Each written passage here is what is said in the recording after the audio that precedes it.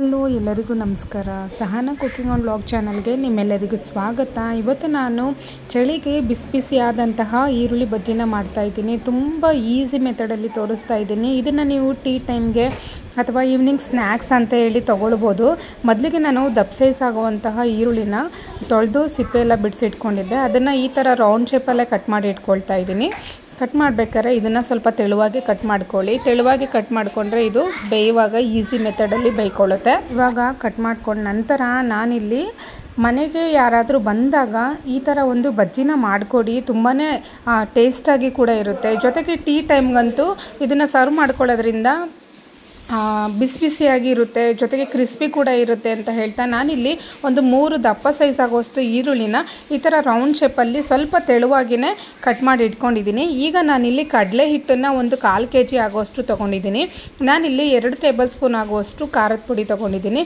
ಖಾರದ ಪುಡಿ ನಿಮಗೆ ಅಚ್ಚ ಖಾರದ ಪುಡಿನೇ ಬೇಕಿದ್ರೂ ತೊಗೊಳ್ಳಿ, ಅಥವಾ ಕಾಶ್ಮೀರಿ ಚಿಲ್ಲಿ ಪೌಡರ್ ತೊಗೊಳ್ಳಿ. ನಾನಿಲ್ಲಿ ಒಂದು ಅರ್ಧ ಟೇಬಲ್ ಸ್ಪೂನ್ ಆಗುವಷ್ಟು ಗರಂ ಮಸಾಲ ಹಾಕ್ಕೊಂಡಿದ್ದೀನಿ. ಸ್ವಲ್ಪ ಟೇಸ್ಟ್ ಜಾಸ್ತಿ ಇರುತ್ತೆ ಇದನ್ನು ಹಾಕ್ಕೊಳ್ಳೋದ್ರಿಂದ.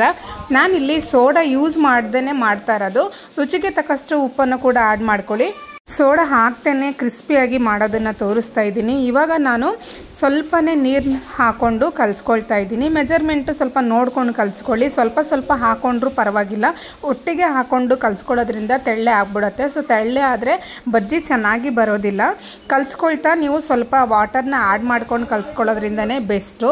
ಯಾಕಂದರೆ ಸೋಡಾ ಹಾಕಿ ಮಾಡೋದ್ರಿಂದ ಅದು ಆಟೋಮೆಟಿಕ್ ಉಬ್ಬು ಬಂದೇ ಬರುತ್ತೆ. ಸೊ ವಿತೌಟ್ ಸೋಡಾ ಹಾಕಿ ಮಾಡೋದನ್ನು ಇವತ್ತು ನಾನು ತೋರಿಸ್ತಾ ಇದ್ದೀನಿ. ಈ ಥರ ಮೆಥಡಲ್ಲಿ ಮಾಡಿಕೊಂಡ್ರೆ ಯಾವುದೇ ರೀತಿಲೂ ಇದು ಕ್ರಿಸ್ಪಿ ಆಗದೇ ಬರಲಿಕ್ಕೆ ಆಗೋದೇ ಇಲ್ಲ. ಯಾಕಂದರೆ ವಿತೌಟ್ ಸೋಡಾ ಕ್ರಿಸ್ಪಿಯಾಗಿ ತಿಂತಾನೆ ಇರಬೇಕು ಅನ್ನೋ ಥರ ಈ ಒಂದು ಬಜ್ಜಿ ನಿಮಗೆ ಆಟೋಮೆಟಿಕ್ಕಾಗಿ ಬರುತ್ತೆ ಅಂತ ಹೇಳ್ತಾ, ಈಗ ನಾನು ಆಲ್ರೆಡಿ ಎಣ್ಣೆನ ಕಾಯಕ್ಕೆ ಇಟ್ಕೊಂಡಿದ್ದೀನಿ. ಈಗ ಚೆನ್ನಾಗಿ ಕಲಿಸ್ಕೊಳ್ತಾ ಇದ್ದೀನಿ. ಇದನ್ನು ಜಾಸ್ತಿ ನೀರಾಗೂ ಬೇಡ, ಜಾಸ್ತಿ ಗಟ್ಟಿಯಾಗಿಯೂ ಕೂಡ ಬೇಡ.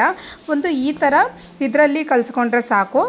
ನೀವು ಒಂದು ಕಲಿಸ್ಕೊಂಡು ಒಂದು ಟೈಮ್ ಇತ್ತನ್ನೋದಾದರೆ ಒಂದು 5ರಿಂದ 10 ನಿಮಿಷ ಬಿಟ್ಟು ನಂತರನೇ ನೀವು ಈರುಳ್ಳಿ ಬಜ್ಜಿನ ಮಾಡ್ಕೊಳ್ಳಿ.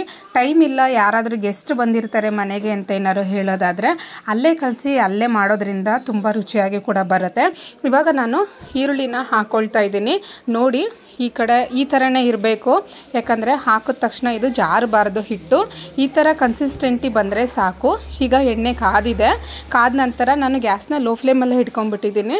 ಈಗ ಬಜ್ಜಿನ ಒಂದೊಂದಾಗೆ ಹಾಕ್ಕೊಳ್ತೀನಿ. ಯಾಕಂದರೆ ಕಾದ ತಕ್ಷಣವೇ ಹಾಕ್ಬಿಟ್ರೆ ಸೀದೋಗ್ಬಿಡುತ್ತೆ ಅಂತ ಹೇಳಿ ಫಸ್ಟೇ ಕಾಯಿಸ್ಕೊಂಡು ನಂತರನೇ ಗ್ಯಾಸ್ನ ಸ್ವಲ್ಪ ಲೋ ಫ್ಲೇಮ್ ಮಾಡ್ಕೊಳ್ಳೋದ್ರಿಂದ ಬಜ್ಜಿ ಕೂಡ ಚೆನ್ನಾಗಿ ಬೇಯುತ್ತೆ, ಜೊತೆಗೆ ಎಣ್ಣೆ ಕೂಡ ಚೆನ್ನಾಗಿ ಕಾದಿರುತ್ತೆ.